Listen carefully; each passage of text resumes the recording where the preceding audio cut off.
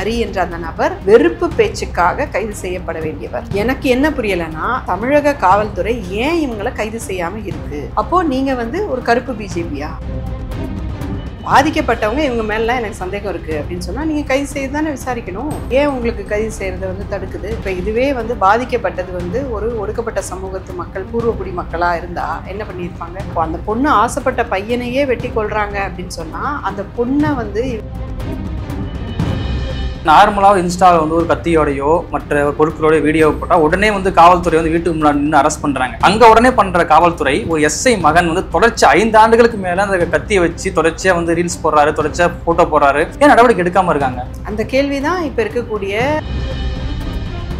தலித் மக்கள்னா இப்படிதான் இருப்பாங்க. இந்த சமூக மக்கள் படிக்க மாட்டாங்க, அவங்க குடிச்சுக்கிட்டு இருப்பாங்க, அவங்க ஒழுங்கா வேலைக்கு போக மாட்டாங்க, அவங்க புத்திசாலித்தனமா இருக்க மாட்டாங்க, அவங்க சம்பாதிக்க மாட்டாங்க. இது மாதிரியான நரேட்டிவ் ஆதி காலத்துல இருந்து பரப்புரை செய்யப்பட்டுக்கிட்டே இருக்கு. இந்து மத புராணங்கள் ஒடுக்கப்பட்ட சமூக மக்களை பத்தி அதிகம் பேசவே இல்லை, அவங்களை எதிரிகளா தான் பாக்குது. ஆனா இந்த சூத்ரர்கள்னு சொல்லக்கூடிய பிசி எம்பிசி இவங்களை பத்தி தான் அவ்வளவு இழிவா பேசு. நிறைய பேருக்கு நினைச்சிட்டு இருக்காங்க சூத்ரர்கள்னா ஒடுக்கப்பட்ட சமூகம், எஸ்சி எஸ்டி தான் சூத்ரர்கள் நினைச்சிட்டு இருக்காங்க. அது நான் யாரை கல்யாணம் பண்ணிக்க போறேன், எந்த வயசுல கல்யாணம் பண்ணிக்க போறேன் அப்படிங்கிறது அந்த பெண் தான் முடிவு பண்ணணும். அந்த பெண்ணை தவிர யாருக்குமே முடிவு பண்ற அதிகாரத்தை சட்டம் கொடுக்கவில்லை. சட்டம் 18 வயசு ஆன எல்லாரையுமே அவங்களத்தான் இணையை தேர்ந்தெடுக்க சொல்லுது, அவங்கள தான் போய் ரெஜிஸ்டர் மேரேஜ் பண்ண சொல்லுது, அவங்களுடைய கையெழுத்து தான் கேட்குது. மற்றவங்க யாருமே ரெஜிஸ்ட்ரேஷனுக்கு ஏன் அவசியம் இல்லை, அது முடிவே கிடையாது.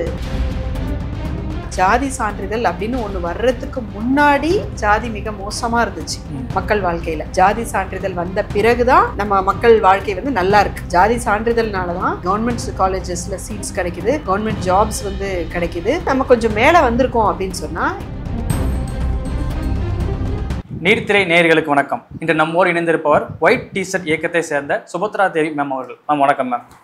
நெல்லை பாளையங்கோட்டை அருகே கவின் என்ற இளைஞர் ஜாதிய ஆணவ படுகொலை செய்யப்பட்ட வழக்குல சுஜித் என்ற இளைஞரும் கைது செய்யப்பட்டிருக்காரு. அவங்க அப்பா சரவணனும் கைது செய்யப்பட்டிருக்காரு. இது எப்படி பாக்குறீங்க மேம்? சரியா தான் பண்ணியிருக்காங்க. இன்னும் அவங்க அம்மாவையும் கைது செய்யணும். ஏன் அவங்க அம்மாவை இவ்வளோ ப்ரெஷருக்கு அப்புறமும் கைது செய்யாமல் இருக்காங்கன்னு தெரியல. ஆக்சுவலாக இவ்வளோ ப்ரெஷர்லாம் தேவையே கிடையாது.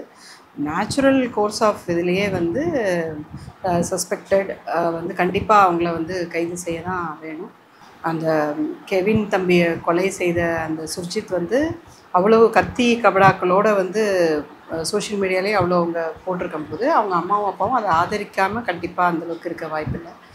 ஸோ அந்த மாதிரி இருக்கிற சூழலில் இவங்க வேறு, பாதிக்கப்பட்ட குடும்பம் வேறு, அவங்க மேலே சொல்கிறாங்க.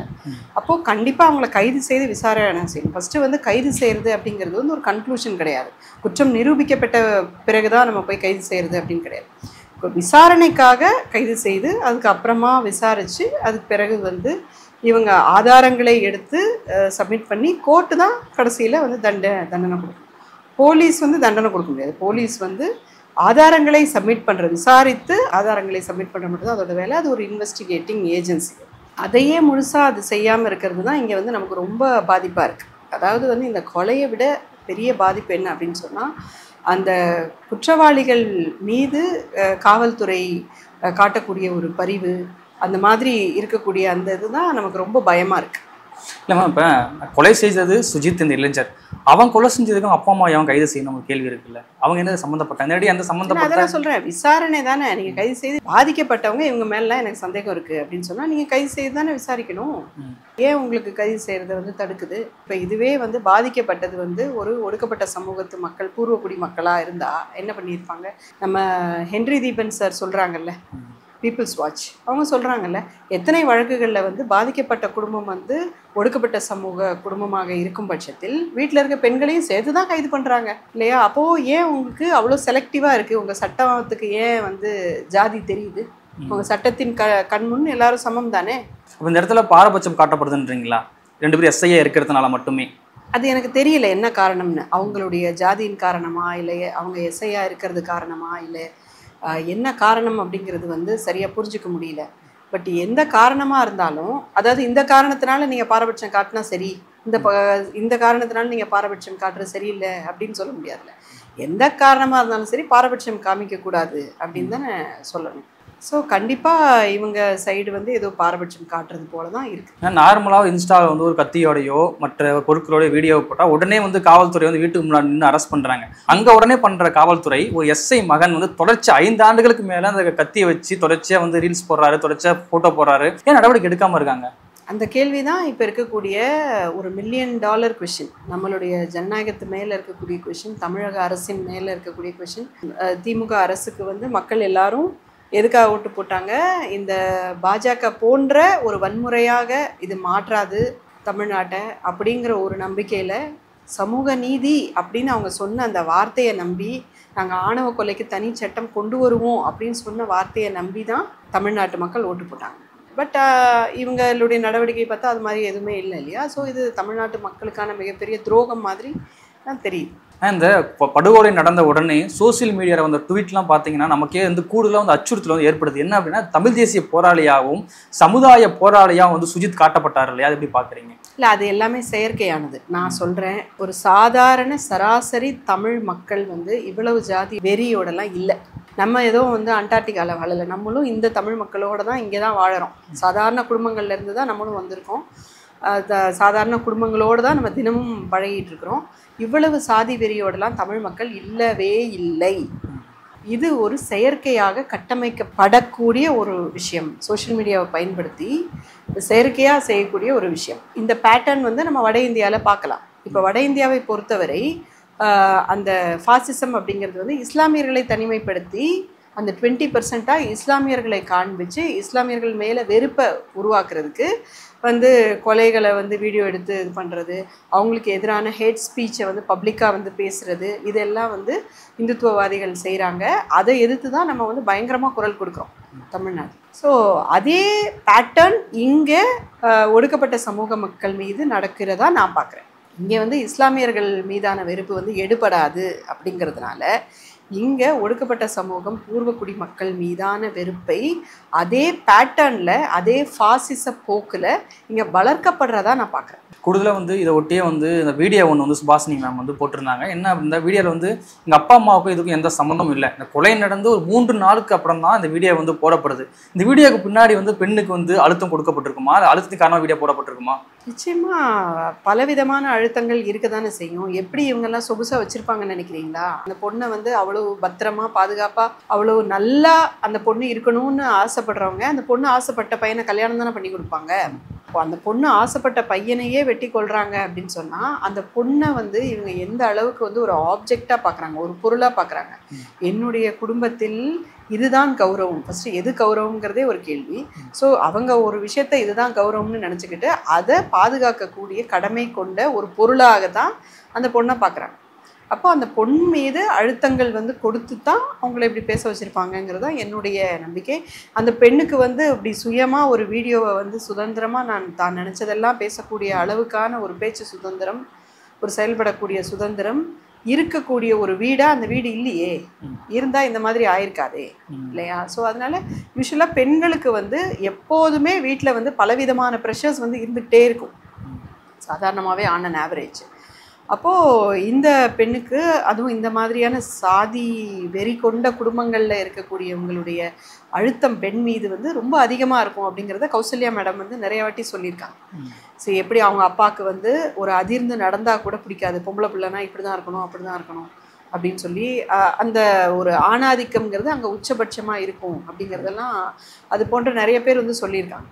ஸோ சாதி அதிகமாக இருக்கக்கூடிய இடத்தில் ஆணாதிக்கமும் நிச்சயமாக மிக அதிகமாக இருக்கும். அப்படி இருக்கும்போது நிச்சயமாக அந்த பெண்ணை வந்து என்னெல்லாம் அவங்க ப்ரெஷர் பண்ணாங்களோ, என்னெல்லாம் டார்ச்சருக்கு உண்டாக்குனாங்களோ அப்படிங்கிறது தான் எனக்கு தோணும். முன்னாடி வந்து இதுபோது ஜாதி மறுப்பு காதல் நடக்கும்போது என்ன வாதம் வந்து ஆதிக்க ஜாதி சைட்லேருந்து முன் வைக்கப்பட்டது அப்படின்னா, அந்த பக்கம் இருக்கிற பசங்கள்லாம் படிக்க மாட்டுறாங்க, ஊதாரியாக சுற்றுறாங்க, எங்கள் வீட்டு பெண்கள் வந்து காதலிச்சு நாடக காதல் பண்ணுறாங்கன்னு சொல்லி ஆதிக்க ஜாதி தரப்புலேருந்து வாதம் முன்வைக்கப்பட்டது. ஆனால் இந்த பையன் வந்து டிசிஎஸ்ல வேலை செய்கிறான், மாதம் 1 லட்சத்துக்கு மேலே சம்பளம் வாங்குறான், நல்லா படித்து நல்ல கௌரவமான ஒரு இடத்துல இருக்காரு. இப்போ இருக்கும்போது இந்த கொலை எப்படி பார்க்குறீங்க?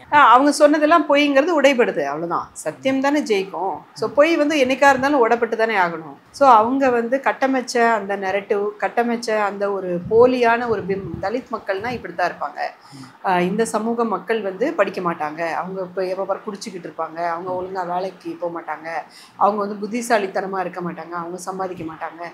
இது மாதிரியான நரேட்டிவ் வந்து ஆதி காலத்துலேருந்து பரப்புரை செய்யப்பட்டுக்கிட்டே இருக்குது. அதாவது ஒரு சாதியை பற்றி இன்னொரு சாதிக்கிட்ட வந்து புரணி பேசுறது அப்படிங்கிறது வந்து ரொம்ப காமனாக இருக்கக்கூடிய ஒரு விஷயம். அது எதுக்காக அப்படின்னு சொன்னால், அப்போ தான் அவங்க 2 பேரும் ஃப்ரெண்ட்ஸாக பேசிக்க மாட்டாங்க. ஒரு 50 வருஷமாக தாங்க எங்கள் ஸ்கூல் இருக்குது ஒழுங்கா. அந்த மெஜாரிட்டி பாப்புலேஷன் ஸ்கூல் போகிறாங்கன்னா இந்த 50 வருஷமாக தான். அதுக்கு முன்னாடி ஸ்கூலுங்கிற ஒரு கான்செப்டே கிடையாது. அப்போ ஸ்கூலுன்னு ஒன்று இல்லைன்னா இங்கே எல்லா ஜாதியும் ஒன்றா எங்கே பேசுவாங்க, எங்கே பழகுவாங்க, அப்படி ஒன்றே கிடையாது. ஸோ சாதி சாதியாக நம்ம வந்து ஃபிசிக்கலாகவே நம்ம வந்து தனித்தனியாக நம்ம இருக்கிறதுக்கு காரணம் என்னென்னா, நம்ம வந்து அப்படி தான் சாதிங்கிறதே அப்படி தான். இந்த சாதி தீட்டு, அந்த சாதி தீட்டு, இதை விட அது மேலே, அதை விட இது கீழே அப்படிங்கிற அந்த இது இருக்குல்ல, இது வந்து ஃபஸ்ட்டு ஒரு வெளியிலேருந்து வெளிநாட்டிலேருந்து வர்ற ஒருத்தங்களுக்கு பார்த்தீங்கன்னா தலை சுற்றும். இந்தியாவில் ஒரு 6000 சாதி இருக்குது. எந்த ஒரு பர்டிகுலர் பிளேஸ் எடுத்துக்கிட்டிங்கனாலும் குறைஞ்சபட்சம் ஒரு 7-8 சாதியிலேருந்து ஒரு 10-15 சாதி இருக்கும் அட் எனி பிளேஸ். அந்த இடத்துல எல்லாருக்கும் தெரியும் எது மேலே, எது அதுக்கு அடுத்தது, எது கொஞ்சம் கம்மி, எது கொஞ்சம் மேலே, இதெல்லாம். நான்லாம் வந்து 6th 7th படிக்கும்போது எங்கள் அம்மா வந்து சொல்லிட்டு இருப்பாங்க, அப்போ இந்த அக்கா இப்போ வேலைக்கு வர்றாங்கல்ல, அந்த அக்கா நமக்கு மேலே, பாவம் கஷ்டத்தில் இப்படி வந்திருக்காங்க அப்படின்னு என்ன சொல்லுவாங்க. என்னது மேலே, என்னது கீழேன்னு நமக்கு ஒன்றும் புரியாது. ஆனால் என்ன வந்து எல்லா குழந்தைகளும் சொல்லி கொடுத்துருவாங்கன்னா மேலே கீழேன்னு ஒன்று இருக்குது அப்படின்னு. அப்புறம் கொஞ்ச நாள் கழித்து அந்த சாதி பேரெல்லாம் கற்றுக் கொடுத்து இது மேலே இது கீழே அப்படிங்கிறத வந்து தெளிவாக சொல்லிடுவாங்க. அதுலேயும் பர்டிகுலராக அந்த ஏரியாவில் நம்ம மேலே அப்படிங்கிற மாதிரியான ஒரு நம்பிக்கை இருக்கிற பட்சத்தில் அதை ரொம்ப சீக்கிரமாக ரொம்ப முக்கியமாக அதை வந்து சொல்லி கொடுத்துட்றாங்க. ஸோ இந்த குடும்பங்கள் தான் வந்து இந்த சாதிங்கிற ஒரு சாக்கடையை வந்து கட்டாயமாக அடுத்த தலைமுறைக்கு அதை சொல்லி கொடுத்துருக்கு. ஸோ அந்த பகுதியில் இருக்க எல்லாருக்குமே அந்த என்டையர் இது மேலே கீழங்கிறது எந்த சிலபஸ்லையும் இல்லை, எந்த எஜுகேஷன் கரிக்குலம்லையும் இல்லை. எப்படி தெரியுது? அப்படி ஊர் கட்டமைப்பு அப்படி இருக்குது, அந்த கட்டமைப்பு இருக்குது. அதனால அவங்களுக்கு அது வந்து தெரியுது. ஆக்சுவலாக நீங்கள் என்ன கேட்டீங்க? நான் கேள்வி விட்டு டிவியேட் பண்ணிட்டு போயிட்டேன். நாடக காலம் மீன் பண்ணிட்டு இப்போ நடந்திருக்கு. முன்னாடி வந்து அந்த பசங்க வந்து படிக்காமல் சுற்றிட்டு இருந்தாங்க. ஸோ இந்த மேலே கீழேன்னு சொல்லும் போது எதனால கீழே எதனால மேலேன்னு எல்லா குழந்தையும் கேட்கும்ல. அப்போ அவங்கக்கிட்ட சொல்கிறதுக்கு எதுனா வேணும்ல. அப்போ they are creating such things. அவங்கெல்லாம் படிக்க மாட்டாங்க, அவங்கெல்லாம் இப்படி இருக்க மாட்டாங்க, அப்படி இருக்க மாட்டாங்க, குளிக்க மாட்டாங்க, பல்லு விளக்க மாட்டாங்க, என்னென்னவோ. இதுக்கும் ரியாலிட்டிக்கும் சம்மந்தமே கிடையாது. உண்மைக்கும் அதுக்கும் எந்த சம்மந்தமும் கிடையாது. எதையாவது ஒன்று சொல்கிறது. அதே போல் பெண்களை பற்றி, பெண்கள்னா வந்து அவங்க இப்படி தான். நீங்கள் இது வந்து பல இதிகாசங்கள் புராணங்கள் அதெல்லாம் இருக்கு இல்லையா, நம்ம புனித நூல்கள்னு பார்க்கக்கூடிய அதுலேயே கூட பெண்களை பற்றி என்ன எழுதியிருக்குன்னு பார்த்தா ஒரு நல்ல வார்த்தை எழுதியிருக்காரு. மத நூல்களை ஆய்வு செய்யக்கூடியவங்க பல ஆயிரம் புத்தகங்களை படித்தவர்கள் என்ன சொல்கிறாங்கன்னு சொன்னால், பெண்ணை பற்றி ஈவன் சூத்திரர்களை பற்றி, சூத்திரர்கள்னால் யார்? இந்த பிசி எம்பிசின்னு சொல்லக்கூடியது. இப்போ நாங்கள் வந்து இப்போ ஆணவ கொலை செய்கிறாங்கல்ல, அந்த கம்யூனிட்டி தான் சூத்ர கம்யூனிட்டி. அவங்கள தான் வந்து ரொம்ப இழிவாக பேசியிருக்கு. சூத்ரர்கள் அப்படிங்கிறவங்க வந்து அடிமை சேவகம் செய்வதற்காகவே பிறந்தவர்கள், குதிரை கூட வந்து அவங்க வந்து பிறந்தவர்கள், காலில் பிறந்தவர்கள்னு சொல்லிட்டு அந்த இந்து மத புராணங்கள் முழுக்க இவங்களை மிகவும் இழிவாக பேசுது. இன்ஃபேக்ட் இந்து மத புராணங்கள் வந்து ஒடுக்கப்பட்ட சமூக மக்களை பற்றி அதிகம் பேசவே இல்லை, அவங்கள எதிரிகளாக தான் பார்க்குது. ஆனால் இந்த சூத்ரர்கள்னு சொல்லக்கூடிய பிற்படுத்தப்பட்ட சமூகம், பிசி எம்பிசி, மிகவும் பிற்படுத்தப்பட்ட சமூகம் இருக்காங்கல்ல, இவங்களை பற்றி தான் அவ்வளவு இழிவாக வந்து பேசுது. நிறைய பேருக்கு நினச்சிட்டு இருக்காங்க சூத்ரர்கள்னால் வந்து ஒடுக்கப்பட்ட சமூகம், எஸ்சி எஸ்டி தான் சூத்ரர்கள் நினச்சிட்டு இருக்காங்க. அது உண்மை கிடையாது. சூத்ரர்கள்னால் பிசி எம்பிசி தான் சூத்ரர்கள். அவங்கள பற்றி அவ்வளோ மோசமாக எழுதியிருக்கு. அதில் பார்த்தீங்கன்னு சொன்னால் பெண்களை பற்றியும் அவ்வளோ மோசமாக எழுதியிருக்கு. ஸோ இந்த அவங்கக்கிட்ட இப்போ ஒருத்தரை பற்றி உங்ககிட்ட மோசமாகவே நான் சின்ன பிள்ளையில சொல்லிட்டு வளர்ந்தேன்னு வச்சுக்கோங்களேன், நீங்கள் அவங்ககிட்ட பேசவே மாட்டீங்கல்ல, தப்பான நெரேட்டிவ் வந்துடும். நீங்கள் அவங்ககிட்ட அதிகம் பேச மாட்டீங்க, பழக மாட்டீங்க, சமமாக பார்க்க மாட்டீங்க. அவங்க என்ன சொல்ல வராங்க, அவங்க என்ன ஒன்று செஞ்சாலும் ஏன் செஞ்சாங்க அப்படிங்கிறத கேட்கக்கூட மாட்டீங்கல்ல. அந்த மாதிரி தான் சாதிகள் வந்து அந்த சாதிக்குள்ளேயே பேசிக்கிட்டு இருக்கு. சாதிக்குள்ளே மட்டுமே பேசிக்கிட்டு இருக்கிற வரைக்கும் உங்கள் சாதி தான் சூப்பரு, மீது எல்லாமே வந்து சரியில்லை, ஒவ்வொன்றும் ஒவ்வொரு விதமாக சரியில்லை அப்படின்னு நீங்கள் நினச்சிக்கிட்டு நம்மளே வாழ்ந்துட்டு இருக்க வேண்டியதான். ஆனால் அப்படி உண்மை இல்லைல்ல. கூடுதலாக வந்து அரி நாடார்னு ஒருத்தர் இருக்காரு மேம். அவர் வந்து கலாட்டால ஒரு இன்டர்வியூ கொடுத்துருக்காரு. நீங்கள் நல்லா படித்து நல்ல வேலைக்கு போய் நல்ல கௌரவமான குடும்பத்தில் இருந்தாலும் பொண்ணு கேட்டால் கொடுத்துடணுமான்னு கேட்குறாரு. இல்லை, நீங்கள் யார் பொண்ணை கொடுக்கறதுக்கோ பொண்ணு வாங்குறதுக்கோ, பொண்ணு வந்து என்ன ஆப்ஜெக்டா, பொருளா? நீ என்ன இந்த பேனாவா, அந்த வாட்டர் பாட்டில் எடுத்து கொடுங்க, இந்த பேனாவை எடுத்து கொடுங்க அப்படின்னு சொல்ல மாதிரி தூக்கி கொடுக்கறதா? இல்லை அது வந்து நீங்கள் சம்பாதிச்சு வச்சிருக்க பணம் காசா? அப்பா அம்மாவுக்கு தெரியாது, இதெல்லாம் வளர்த்துருக்காங்க, அவங்களுக்கு தெரியாதா? அவங்களுக்கு தான் தெரியலையே. ரிதன்யா கேஸில் பார்த்தோம்ல, என்னத்தை தெரிஞ்சது அவங்களுக்குன்னு? அவங்களுக்கு தான் தெரியலையே.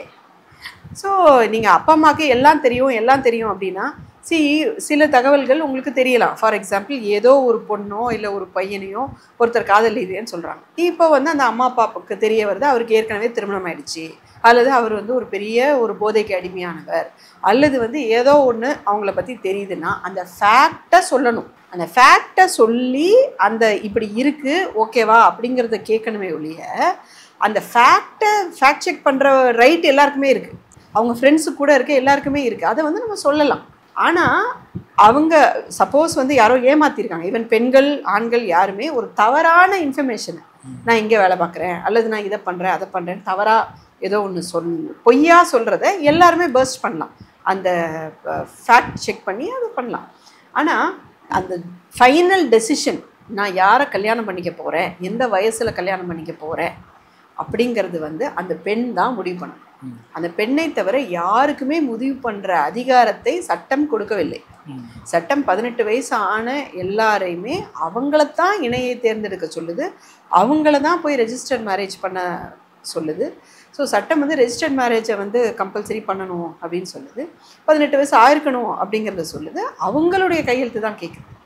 மற்றவங்க யாருமே வந்து ரெஜிஸ்ட்ரேஷனுக்கு ஏன் அவசியம் இல்லை, அது உன் முடிவே கிடையாது, நீ ஆளே இல்லை, அவங்க கல்யாணம் பண்ணிக்கக்கூடியவங்க தான் ஆள் அப்படின்னு. அதாவது என்னுடைய வாழ்க்கையில் நான் அடுத்த 50 வருஷம் எந்த முகத்தை பார்த்து கொண்டு வாழப்போகிறேன் அப்படிங்கிறது ஏன் முடிவாக தானே இருக்கணும். ஆணாக இருக்கட்டும் பெண்ணாக இருக்கட்டும் யாராக வேணா இருக்கட்டும், அது என்னுடைய முடிவாக தானே இருக்கணும்.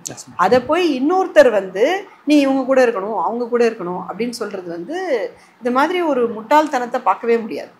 அது வந்து ஜாதியை பாதுகாக்கிற ஒரே காரணத்துக்காக அப்படி ஒரு பழக்கத்தை இந்த பிராமணிய கலாச்சாரம், ஆரிய கலாச்சாரம் அதை வந்து புகுத்திருக்கு நமக்குள்ள. ஆனால் நம்மளுடைய இயற்கையான கலாச்சாரம், நம்ம பழங்குடிகளாக இருந்தபோது, நம்ம எல்லாருமே பழங்குடிகள் ஃபர்ஸ்ட் ஆஃப் ஆல் இல்லையா, பழங்குடிகளாக நம்ம இருந்தபோது அந்த மாதிரி இல்லையே. நம்ம சங்க இலக்கியம் காதலைத்தானே கொண்டாடுது இல்லையா. அப்போது வந்து உடன்போக்கு இது எல்லாமே வந்து சங்க இலக்கியம் சொல்லுது. சங்க இலக்கியங்கிற பீரியடே வந்து கொஞ்சம் ஆரியர்கள் உள்ளே வந்த பிறகு இருக்கக்கூடிய இதுதான், அதோட எலமெண்ட் சங்க இலக்கியத்தில் கூட கொஞ்சம் நம்ம பார்க்க முடியுது. அப்போது ஆரியர்கள் வரும்போது அந்த அளவுக்கு காதலை வந்து சங்க இலக்கியம் கொண்டாடுதுன்னா அதுக்கு முன்னாடி எந்த அளவுக்கு வந்து இருந்திருக்கும் இல்லையா. நம்ம கீழடி இதில் எல்லாமே பார்த்தாக்கவே இந்த மதம் சம்மந்தமான எதுவுமே இல்லையா, ஒரு பூஜை சாமானோ அல்லது வந்து ஒரு கோயிலோ இந்த மாதிரிலாம் எதுவுமே கீழடி அகழ்வாய்வில் இல்லை இல்லையா. ஸோ வந்து நம்மளுடைய கலாச்சாரம் அப்படிங்கிறது ஃபஸ்ட்டு கலாச்சாரமே இங்கே தப்பாக சொல்லப்பட்டிருக்கு. அந்த கலாச்சாரத்தின் மீது ஏறி கொண்டு தான் இந்த ஹரி போன்றவர்கள் வந்து என்ன சொல்கிறாங்க, நீ இது தானே பண்ணணும் அதை தானே பண்ணணும் அப்படின்லாம் சொல்லி ஃபஸ்ட்டு இந்த கட்டி கொடுக்கறது அப்படிங்கிறது, இந்த கன்னிகா தானம் பண்ணுறது, இது எல்லாமே வந்து ஒரு ஆரியர்களுடைய கலாச்சாரம், நமக்கான ஒரு அந்நிய கலாச்சாரம். தமிழர்களுடைய கலாச்சாரத்தில் அந்த மாதிரி கிடையாது. கூடுதல் அவர் என்ன சொல்கிறார் அப்படின்னா, பல முறை வந்து கவினை கூப்பிட்டு வச்சு கண்டிச்சிருக்காங்க, கண்டிச்சு அவங்க வந்து கேட்கல, அது ஒரு இறுதியில் தான் நடந்திருக்குன்றார். அவர் நியாயப்படுத்த மாதிரி பேசுகிறார் கொலையை. அவர் வந்து கைது செய்யப்பட வேண்டியவர். இதை பேசிய அந்த ஹரி என்ற அந்த நபர் நிச்சயமாக சட்டபூர்வமாக வெறுப்பு பேச்சுக்காக கைது செய்யப்பட வேண்டியவர். எனக்கு என்ன புரியலைன்னா, தமிழக காவல்துறை ஏன் இவங்களை கைது செய்யாமல் இருக்குது? உங்களுக்கு தேவையான சட்டங்கள் இவங்களை கைது செய்யறதுக்கு இருக்கும்போது, ஒரு வெறுப்பு பேச்சுக்கு வந்து கைது செய்யறதுக்கு இருக்கும்போது நீங்கள் ஏன் கைது செய்ய மாட்டேங்கிறீங்க? அப்போது நீங்கள் வந்து ஒரு கருப்பு பிஜேபியா, அவங்க காவி பிஜேபினா நீங்கள் கருப்பு பிஜேபியா இல்லையா. ஸோ வந்து அங்கே வந்து இஸ்லாமியர்களை பற்றி எவ்வளோ வெறுப்பு பேசினாலும் அவங்க கைது செய்ய மாட்டாங்க. இஸ்லாமியர்களை என்ன பண்ணாலும் அந்த கொலை குற்றவாளி வந்து எத்தனை பேர் வந்து இது வரைக்கும் வந்து ஒரு தூக்கு தண்டனையோ அல்லது வந்து ஒரு ஆயுள் தண்டனையோ, தூக்கு தண்டனையை நானுமே வேணாம்னு தான் சொல்கிறேன், ஆயுள் தண்டனையோ எத்தனை பேருக்கு கொடுக்கப்பட்டிருக்கு வட இந்தியா. அதே போல தான் இங்கேயுமே சாதி கொலைகளுக்கு வந்து எத்தனை இடத்துல தண்டனைகள் கிடைச்சிருக்கு அப்படின்னு பார்த்தாக்கா 97% வந்து தண்டனை இல்லாமல் தான் சுற்றி வந்துட்டுருக்காங்க எல்லோரும். அப்போது நீங்கள் வந்து தமிழகத்தின் கருப்பு பிஜேபியா அப்படின்னு தான் நம்ம கேட்க வேண்டியது இல்லையா. ஸோ காவல்துறையினுடைய ஒவ்வொரு ஆக்டிவிட்டிக்குமே காவல்துறையின் அமைச்சராக இருக்கக்கூடிய முதலமைச்சர் தானே பொறுப்பு. அவங்க இது வரைக்கும் ஒரு இரங்கல் கூட தெரிவிக்கலை, அவங்கள வந்து பார்க்கல, என்னன்னு கேட்கல, சட்டபூர்வமான நடவடிக்கைகள் என்ன உண்டோ அதை நாங்கள் எடுக்கிறோம் அப்படிங்கிற ஒரு ஆதரவான ஒரு பேச்சு வந்து கொடுக்கல. இந்த மௌனம் வந்து ரொம்ப சத்தமாக இருக்குது. இந்த மௌனம் வந்து காதுகள் கிழியக்கூடிய அளவுக்கு பயங்கரமான சத்தமாக இருக்கிறது. நான் எப்போவுமே இப்போ சொல்லிட்டு இருக்கிற மாதிரி இந்த மக்கள் பிரதிநிதிகள் உண்மையான மக்களின் பிரதிநிதிகளாக இருக்கிறார்களா? மக்கள் என்ன நினைக்கிறாங்க? எல்லாரும் சந்தோஷமாக இருக்கணும், எல்லாரும் நல்லா இருக்கணும். இதுதானே ஒரு சராசரி தமிழருடைய எண்ணமாக இருக்கும். அந்த எண்ணத்தில் தான் இந்த மக்கள் பிரதிநிதிகள் எல்லாரும் இருக்காங்களா?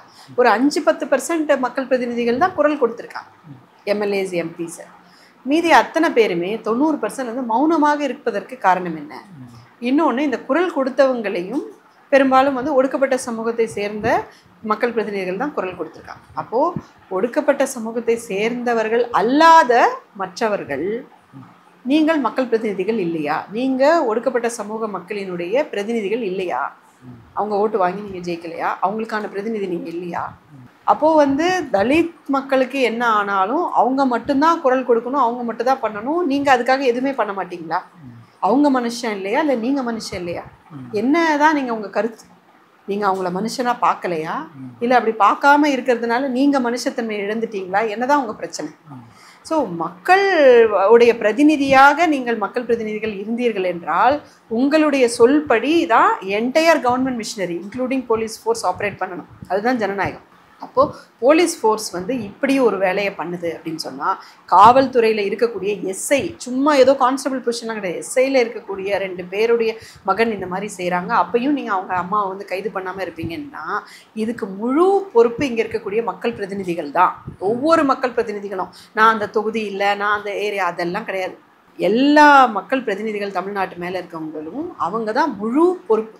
அவங்க தன்னைத்தானே கேட்டுக்கணும், நான் உண்மையிலேயே வந்து இந்த மக்களுடைய பிரதிநிதியாக இருக்கிறேனா இல்லையா, நான் மனுஷர்களுடைய பிரதிநிதியாக இருக்கிறேனா இல்லையா, ஒரு சராசரி அன்பை விரும்பும் தமிழகத்தை, அமைதியை விரும்பும் தமிழகத்தை எதுக்கு நம்ம பிஜேபி வேண்டாம் அப்படின்னு சொல்லி அவ்வளவு வந்து ஸ்ட்ராங்காக நிற்கிறோம்.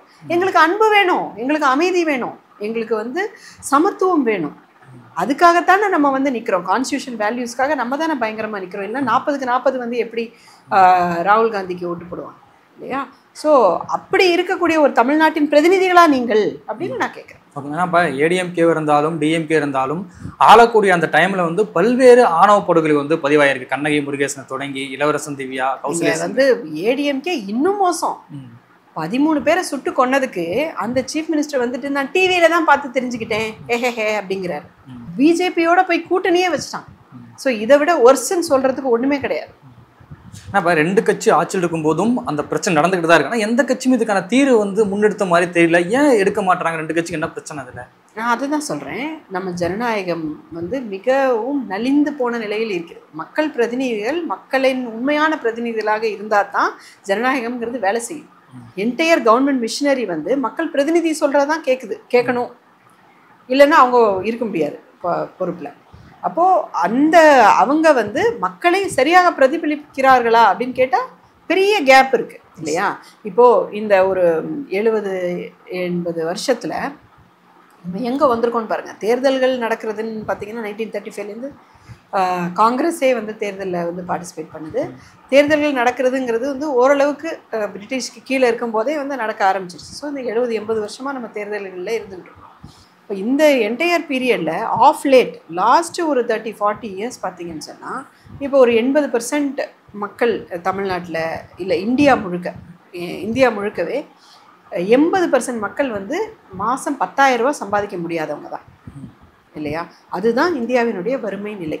முன்னாடி அவ்வளோ மோசமாக இருந்த வறுமையில் நம்ம வந்து கொஞ்சம் ஓரளவுக்கு பண்ணி இந்த அளவுக்கு கொண்டு வந்திருக்கோம். இதுக்கே நமக்கு அது 50-60 வருஷம் ஆயிடுச்சு. காங்கிரஸ் பண்ண ஃபினாமினல் ஆன சட்டங்கள்னாலையும் திட்டங்கள்னாலையும் அருமையான ஸ்ட்ராங்கான செயல்பாடுகள்னாலையும் இந்த அளவுக்கு நம்ம வந்து மாறி வந்திருக்கோம். ஸோ இந்த பீரியடில் எஸ்பெஷலி நம்முடைய தலைமுறை இப்போ வந்து 40+, 60+, 50+ இருக்கக்கூடிய அந்த தலைமுறை இருக்காங்கல்ல, அந்த தலைமுறை மீது தான் நான் வந்து குற்றம் சுமத்த விரும்புகிறேன். நான் உட்பட நம்மளை எடுத்துக்கோங்களேன். நல்லா படித்தோம். நம்ம அம்மாவோ அப்பாவோ பாட்டியோ தாத்தாவோ நம்மளை மாதிரி சொகுசாக பள்ளிக்கு போக முடியல. ஓரளவுக்கு சொகுசாக நான் சொல்கிறது, நமக்கு நியரஸ்ட்டு ஒரு கவர்மெண்ட் ஸ்கூல் இருந்துச்சு மினிமம். அந்த கவர்மெண்ட் ஸ்கூலில் நம்ம போனோம், அல்லது ஒரு ப்ரைவேட் ஸ்கூல்லையே நிறைய பேர் வந்து போனாங்க. அதுக்கு அடுத்தது நமக்கு ஒரு கல்லூரி கிடச்சிது, நிறைய கவர்மெண்ட் எய்டட் கல்லூரி. நான் படித்ததுன்னா 3000 ரூபாயில் நான் வந்து கல்லூரி படிப்பு முடிச்சுட்டேன். அதுக்கப்புறம் சிஏலாம் வந்து கம்ஃபர்டபுளாக பண்ண முடிஞ்சிச்சு. ஸோ அந்தளவுக்கு ஒரு நல்ல கல்லூரி, நல்ல இது எல்லாமே நமக்கு இருந்துச்சு. தடுப்பூசி நமக்கு கிடைச்சது, அதனால தான் உயிரோடு இருக்கோம். இல்லைன்னா பாதி பேர் நம்ம இருந்திருக்க மாட்டோம். சராசரி ஆயுசு 30 வயசுலேருந்து 65 வயசு இன்க்ரீஸ் ஆகிருக்குன்னா பாதி பேர் இருந்திருக்கவே மாட்டோம். நம்ம தடுப்பூசி போன்ற விஷயங்களால் நம்ம இருக்கிறோம். தடுப்பூசி மட்டும் கிடையாது, நிறைய மருத்துவமனைகள், நிறைய மருத்துவர்கள், நிறைய வந்து அந்த பட்ஜெட்டு, அந்த ஹெல்த்துக்கான பட்ஜெட், இது எல்லாத்தினாலையும் நம்ம உடல் ஆரோக்கியமாக இருக்குது, கல்வி கிடச்சிருச்சு, ஓரளவுக்கு வேலைவாய்ப்பு கிடச்சிருச்சு, ஓரளவுக்கு நம்ம வந்து கொஞ்சம் வசதியான ஒரு வாழ்க்கையில் இருக்கிறோம். இது எல்லாமே ஜனநாயகத்தினால் நமக்கு கிடைத்த பலன். என்ன நம்ம திருப்பி செஞ்சோம் ஜனநாயகத்துக்கு? சொல்லுங்கள் சார். இங்கே இருக்க சராசரியாக இருக்கக்கூடிய எல்லாரையுமே நான் கேட்குறேன், 40+ இருக்கிற எல்லாத்தையும் கேட்குறேன், என்ன நம்ம செஞ்சுருக்கோம் நம்ம வந்து பின்னாடி ஜனநாயகத்துக்குன்னு கேட்டால் எதுவுமே பண்ணல. யாரோ எப்படியோ போட்டோம், நம்ம அதே சாதி பெருமையை பேசிக்கிட்டு, நம்ம அதே வீட்டுக்குள்ளே வந்து பெண்ணை அடிமைப்படுத்தி அதே அட்ராசிட்டியை பண்ணிக்கிட்டு, நம்ம வந்து ஏழை மக்களை வந்து எவ்வளோ கொடுமை பண்ண முடியுமோ அவ்வளோ கொடுமை பண்ணிக்கிட்டு, என்னென்னலாம் வந்து நமக்கு கீழே யார் இருந்தாங்களோ அவங்கள எவ்வளோலாம் பண்ண முடியுமோ எல்லாம் பண்ணிக்கிட்டு, இப்படி தானே நம்ம சராசரியாக வாழ்கிறோம் இல்லையா? நமக்கு வந்து ஒரு நல்ல வாழ்க்கையை நம்ம டிசர்வ் பண்ணுறோமா இல்லையா, அதுக்கு தகுதியானவர்களா இல்லையா அப்படிங்கிற கேள்விக்கே நம்ம ஆளாயிட்டோம்ல. மகாத்மா காந்தி ரொம்ப அழகாக ஒரு விஷயம் சொன்னாங்க, நீங்கள் வந்து எப்போ சுதந்திரமாக இருப்பதற்கு தகுதி அடைகிறீர்களோ அப்போ சுதந்திரம் உங்களுக்கு வந்துடும் அப்படின்னு சொல்லி. நீங்கள் பயமற்ற நிலையில் நீங்கள் சரியாக இருந்தீங்கன்னு சொன்னால் உங்களுக்கு சுதந்திரம் வந்துடும் அப்படின்னு சொல்லி. ஸோ பயமற்ற நிலைக்கு மக்களை மாற்றுவதற்கு தான் அவர் நிறைய முயற்சி பண்ணிட்டு இருந்தார். இப்போ நம்ம என்ன பண்ணுறோம், ஐயோ இவங்க சொல்லுவாங்களா அவங்க சொல்லுவாங்களா, சுற்றம் சூழல் எதுவும் சொல்லுமா, அதனால நம்ம பொண்ணையே போட்டு கொடுமைப்படுத்து, நம்ம பையனையே போட்டு கொடுமைப்படுத்து, இப்படின்னு ஏதோ நம்ம வந்து பண்ணிக்கிட்டு இருக்கோம் இல்லையா? So it is the ultimate responsibility is the people's representative and this responsible class of the people. பொறுப்பு யாருக்கு இருக்கணுமோ அந்த people, இந்த சுர்ஜித்தோட அம்மா அப்பா உட்பட அவங்களுக்கு வந்து இதெல்லாம் தாண்டி ஒரு பெரிய பொறுப்பு கூட அரசாங்கத்தில் கிடச்சிருக்கு. அந்த பொறுப்பை எப்படி வந்து மிஸ்யூஸ் பண்ணியிருக்காங்க பாருங்க. ஸோ அவங்க சட்டப்படி நடந்திருந்தனா தன் மகனை அவங்க எப்போ பிடிச்சி உள்ளே போட்டிருக்கணும் இல்லையா? கூடுதலாக வந்து ஒவ்வொரு ஜாதி ஆணவ படுகொலை நடக்கும் போதும் ஆணவ படுகொலைக்கு எதிரான தனி சட்டம் வந்து கொண்டு வரணும்னு சொல்லி இப்போ காங்கிரஸ் உட்பட பல்வேறு கட்சிகள் வந்து கோரிக்கை வந்து முன்வைக்கிறாங்க. இப்போ இந்த ஆணவ படுகொலைக்கு எதிராக தனி சட்டம் கொண்டு வரப்பட்டால் ஆணவ படுகொலை வந்து தடுக்க முடியுமா? ஏன்னா பல்வேறு சட்டங்கள் வந்து ஆல்ரெடி நிறைய இருக்குது. அப்படி இருக்கும்போது புது சட்டம் என்னவே தாக்கத்தை வந்து ஏற்படுத்துமா? புது சட்டத்தை கொண்டு வருவது அவசியம். அந்த புது சட்டம் எந்த ஸ்பிரிட்டில் கொண்டு வரமோ அந்த ஸ்பிரிட்டின் பால் நிற்பதும் ஒரு அரசாங்கத்தின் கடமை. இது ரெண்டுமே முக்கியம். வெறும் சட்டமோ திட்டமோ மட்டும் இங்கே மாற்றத்தை விளைவிக்குமானா விளைவிக்காது. ஸோ இந்த சட்டத்துக்கும் மேலே அதை சரியான ஸ்பிரிட்டில் இம்ப்ளிமெண்ட் பண்ணக்கூடிய கவர்மெண்ட் பீப்புள்ஸ் ரெப்ரசன்டேட்டிவ் இருக்கணும். இது ரெண்டுமே இருந்தால் தான் சரியாக இருக்கும். இதை வந்து நமக்கு கிளியர் எக்ஸாம்பிள் என்னென்னா, காங்கிரஸ் அரசாங்கம் மத்தியில் ஆட்சி செய்த போது நம்ம ஜனநாயகம் எவ்வளோ நல்லா இருந்துச்சு. ஓகே, அதுலேயும் குறைபாடுகள் நிறைய இருந்துச்சு, இல்லைன்னே நான் சொல்லலை. ஆனால் இப்போ இருக்கிறதோட கம்பேர் பண்ணும்போது 1000 times it was better. Okay, so இப்போ இவங்க எலெக்ஷன் நடத்துகிற லட்சணத்தை பாருங்களேன். தேஜஸ்வி யாதவுக்கே வந்து ஓட்டர் ஐடி இல்லை அப்படின்னு சொல்கிறாங்க, ஒரு அரசியல்வாதிக்கே ஓட்டர் ஐடி இல்லை அப்படின்னு சொல்கிறாங்க. ஸோ இவ்வளோ மோசமாக வந்து நம்ம ஜனநாயகம் வந்து சீர்கெட்டு போச்சு. ஸோ வெறும் இப்போ அம்பேத்கர் இது ரொம்ப அழகாக சொன்னார், ஒரு கான்ஸ்டியூஷன் நமக்கு பண்ணிட்டோம், இந்த கான்ஸ்டியூஷன் மட்டுமே எல்லாத்தையும் செய்யுமானா செய்யாது. இந்த கான்ஸ்டியூஷன் சரியான நபர்கள் கையில் இருக்க வேண்டும். அப்படி என்றால் சரியான மக்கள் பிரதிநிதிகள், யார் கையில் கான்ஸ்டியூஷன் இருக்கும்? மக்கள் பிரதிநிதிகள் கையில் தான் கான்ஸ்டியூஷன் இருக்கும். சரியான மக்கள் பிரதிநிதிகள் கையில் கான்ஸ்டியூஷன் இருந்தால் தான் இது வேலை செய்யும், இல்லைன்னா அது வேலை செய்யாதுன்னு அவர் அப்போயே சொல்லிட்டார். ஸோ சட்டமும் அதே போல் தான், கான்ஸ்டியூஷன் வழியாகத்தானே எல்லா சட்டமும் வருது. ஒவ்வொரு சட்டமுமே இப்போ ஒன்றும் இல்லை. இப்போ நீங்கள் சொன்னீங்க ஹரின்னு அந்த பர்சனோட பேர் சொன்னீங்க, அந்த பர்சனை வந்து குற்றம் நிரூபித்து தண்டனை பெறக்கூடிய, வழக்கு தொடுக்கக்கூடிய தேவையான அத்தனை சட்டங்களும் இப்போ இருக்குது சார். இதவே அரசாங்கம் வந்து பண்ண மாட்டேங்குது. அப்போ இது எப்படி புது சட்டம் போடும் அப்படின்னு ஒன்று இருக்குது. ஆனால் இந்த புது சட்டம் ஏன் தேவை அப்படின்னு சொன்னால், புது சட்டம் வந்து ஃபார் எக்ஸாம்பிள் மற்ற கொலைகளில் வந்து யாரோ ஒரு அந்நியர் வந்து கொலை செய்வாங்க. ஆனால் இந்த கொலையை பொறுத்த வரைக்கும் அந்த சொந்த குடும்பம், சொந்த அண்ணன் தம்பி யாரை நம்புகிறாங்களோ, இப்போ சுர்ஜித்தை நம்பி பைக்கில் ஏறி போயிருக்காருல்ல கவின், தன்னுடைய மச்சானா இந்த பையன் வருவாங்கிற நம்பிக்கையில் தான் ஏறி உட்காந்து போயிருக்காரு. அப்போது வேறு யாருனா ஒரு கொலையாளி வந்து உங்களை கூப்பிட்டா நீங்கள் மண்டியில் ஏறி போயிடுவீங்களா? இல்லை இல்லையா? அப்போ அந்த நம்பிக்கை யார் மீது வைக்கிறோமோ அவங்களே உங்களுக்கான பாதிப்பை இருந்து செய்யும்போது வெறும் கொலை மட்டும் கிடையாது, நிறைய வன்முறைகள் இருக்குது. வீட்டுக்குள்ளேயே வந்து அடிக்கிறது, நீ லவ் பண்ணுறியா அப்படின்னு சொல்லி அடிக்கிறது, இன்னைக்கு நான் கேட்குறேன், 99% தமிழ்நாட்டில் வந்து லவ் பண்ணுறேன்னு சொல்கிறதுக்கு அம்மா அப்பாவை பார்த்து பயப்படுறாங்களா இல்லையா? எவ்வளோ தயங்குறாங்க. ஏன் அந்த பயத்தை நம்ம கொடுக்குறோம் இல்லை? அப்போ எல்லாருமே இங்கே வந்து அந்த ஒரு கிரிமினல் எலமெண்ட்டோட, கொஞ்சம் ஃபுல்லாக சொல்ல முடியும், கொஞ்சம் கிரிமினல் எலமெண்ட்டோட இந்த சாதி, மதம், ஆணாதிக்கம் போன்றவற்றை நம்பி இருக்கக்கூடிய இந்த சூழலில் இதற்கான ஒரு சட்டம் அவசியம். அப்போ அந்த சொந்த குடும்பமே அந்த பெண்ணையோ அந்த பையனையோ எதிரியாக பார்க்கும்போது, கொலை செய்யக்கூட துணியும் போது, வன்முறை செய்ய, இழிவு செய்ய, அவமானம் செய்ய தயாராக இருக்கும்போது, அவங்க லவ் பண்ணி கல்யாணமே பண்ணிட்டாங்க, அதுக்கு அப்புறம் கூட அவங்கள வந்து பல கொடுமைகள் பண்ணுறது, அவங்கள வாழ விடாமல் பண்ணுறது, அவங்க தொழிலை அழிக்கிறது, அவங்கள எல்லா குடும்ப விஷயத்துலேருந்தும் ஒதுக்கி வைக்கிறது, இப்படி எல்லாமே இருக்குது. ஸோ இது எல்லாமே வந்து அந்த ஆணவ கொடுமைகள் கீழே தான் வருது. ஸோ இது எல்லாத்தையும் யார் பாதுகாக்கணும்? அரசாங்கம் தான் பாதுகாக்கணும் இல்லையா? ஸோ இப்போது இந்த சட்டம் போட்டால் வேலை செய்யுமான்னு நீங்கள் சொல்கிறீங்கல்ல. ஃபார் எக்ஸாம்பிள், வரதட்சணை கொடுமை, அது கூட இதே மாதிரி தான்.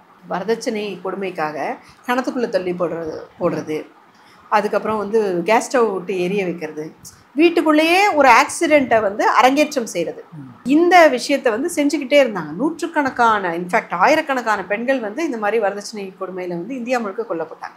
அப்போ போல்டாக வந்து காங்கிரஸ் அரசாங்கம், நீ வந்து கல்யாணம் கட்டி 7 வருஷம் அந்த பொண்ணுக்கு என்ன ஆனாலும் நீ தான் பொறுப்பு, இல்லைன்னு நீ தான் நிரூபிக்கணும், நீ குற்றவாளி நான் நிரூபிக்க தேவையில்லை அப்படிங்கிற ஒரு அருமையான சட்டத்தை வந்து கொண்டு வந்தாங்க. டிராஸ்டிக்காக கேஸ் வெடிக்கிறது குறைஞ்சதா இல்லையா? கிணத்துக்குள்ளே வந்து பொம்பளை தள்ளி விடுறது குறைஞ்சதா இல்லையா?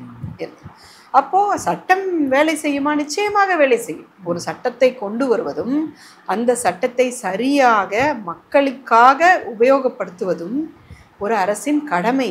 அந்த ஒரே கடமைக்காகத்தான் நீங்கள் வந்து ஓட்டு வாங்கி பிரதிநிதிகளாக உட்காந்துட்டு இருக்கீங்க. இது இந்தியா ஃபுல்லாக அந்த சட்டம் தேவைன்னு சொல்லி திருமாவளவன் அவர்கள் வந்து முன்வைக்கிறார். ஆமாம், அது முன்னாடி மன்மோகன் சிங் பீரியட்லேயே அது ட்ரை பண்ண ஒரு சட்டம் தான். இப்போ வரைக்கும் அது வந்து ஃபார் வேரியஸ் ரீசன் வரல. ஈவன் ராஜஸ்தானில் கூட காங்கிரஸ் அரசாங்கம் வந்து இதுக்கான ஒரு சட்டத்தை வந்து இயற்றியது. அதுக்கு பிறகு அது வந்து அங்கே இருக்க ஆளுநர் அதை கடப்பில் போட்டு அதை அப்படியே வச்சிருக்காரு. ஸோ இது இந்தியா முழுக்கவே இது தேவை. இந்தியா முழுக்க எல்லா இடத்துலையுமே ஆணவ படுகொலைகள் நடப்பதில்லை.